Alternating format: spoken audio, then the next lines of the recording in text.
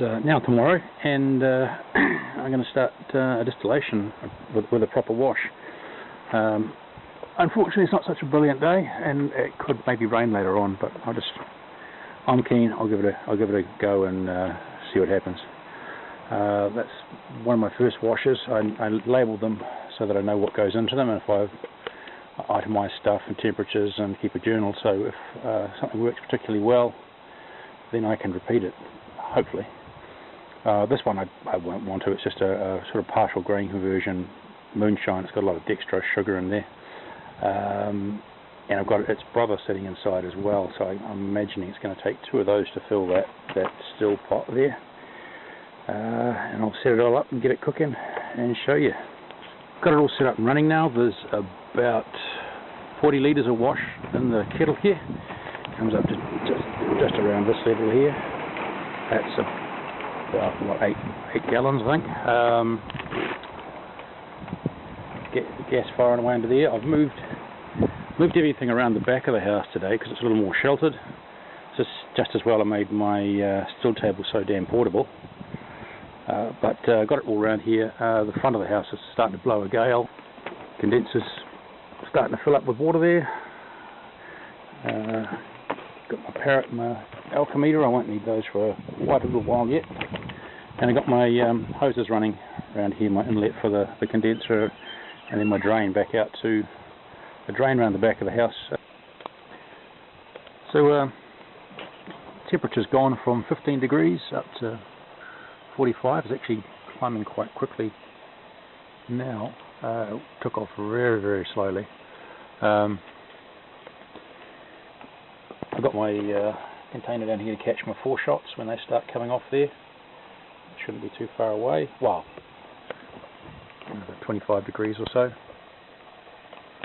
I'm going to turn the gas ring down soon because I want this to proceed a lot more slowly once I get closer up to the 78, 79 degrees boiling point of alcohol. Yeah, condensers just trickling away there. Oh, we're up close to 78, 79 degrees now, and we've got 4 shots starting to drip out of the bottom of the condenser there. Going to collect, because we've got about 8 to 10 gallons in there, about 40 litres. I'm going to take off about 300 to 400 mil. What's that in Americanese? About 8 ounces, I think. Anyway, in my language, I'm taking 3 to 400 mils off there. Once I've collected all that, I'll discard. Well, I'll keep that for cleaning or something. I'll start collecting my jars. I've got my first jar of alcohol here, and I'm on to my second jar. Alchemimeter's still bobbing around about 75. There's a huge, just barometric pressure fluctuation with the wind coming across here, and that just starts bouncing and jumping. At the moment, she's rocking around like a boat on the ocean. It's not giving me anything terribly constant, but it's around 75. Biggest problem I've come across is my condenser container overflowing. Basically, the evac port at the back wasn't able to keep up with what I wanted to put into it. So what I've done is I just cut the hose at the back, jammed it down one of the uprights that's spacing the coils, and started a siphon. So that the water's coming out of here with some force and coming in with some force through the garden hose. And I'm just tweaking those, just keeping them balanced at the moment. Like as it was yesterday, it's a little warmer at the top, and you get a bit further down, you can feel it starting to get cold. It's about top inch and a half, 2 inches is warm. Not, just sort of tepid warm, and running around 82 to 85 degrees at the moment. Camera just cut out. Lost the battery. What I was saying at the time was other big problem I've got is my burner blowing out with the gusts of wind coming across.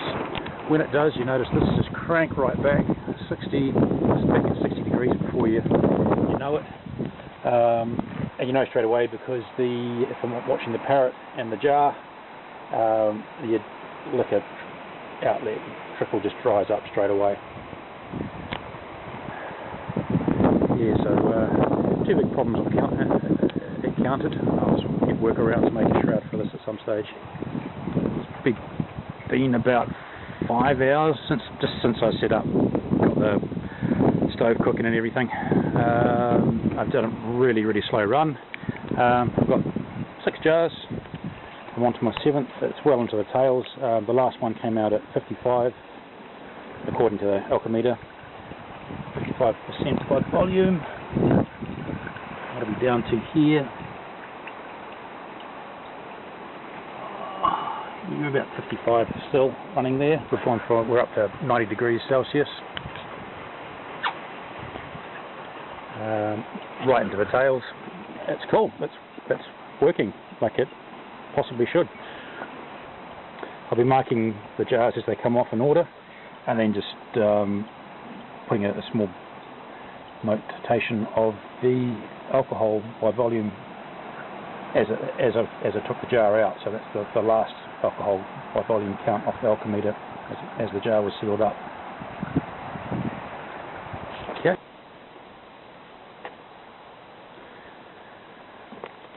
Well, I've just finished up. I got 9 jars out of it, ranging from 80% by volume on one to start when I started on that one, right through to number 9, which was 40% by volume when I closed the cap on that one. That was what was coming out of the parrot.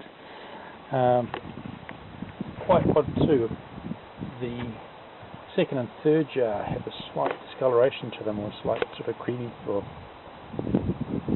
beigey colour to them compared to the rest. Then it goes back perfectly clear. I've taken the still head off, waited for this thing the kettle to cool right down, and I've taken the still head off. I'm going to go give that a bit of a wash and empty this guy out once he's cooled right down. So done and dusted. It's quite fun. I've got some rum I want to try next, but it's about to hose down and it's about 4 o'clock in the afternoon, so I think I'll go and have some breakfast. Here's the end product of the other day. I finished distilling. 9 jars, about 700, 800 mils each. And varying in proof from about 80 to 75 alcohol by volume up here, down to about 40 by volume down here.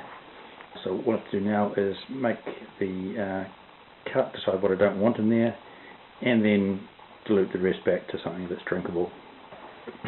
Other interesting thing is the old hillbilly method of checking your proof on your alcohol and how fast the bubbles disappear.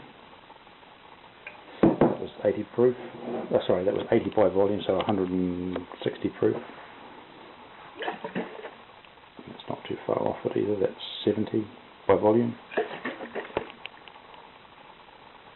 And get back through here to about 65 by volume. You see those bubbles take a little bit longer to disappear. Now this is what everything broke down to once it was bottled. I got these 4 little guys. They're 250ml bottles. Sort of cask strength sort of novelty things, and then tempered the rest of it back down to 40% and filled the jars and the large bottles there. And they may look like they're labelled up commercially, but it's just a joke label I made up and put on last night for they're all just going to be gifts and Christmas presents. Yeah, there we are. I'll make another video once I start doing some rum. See you then.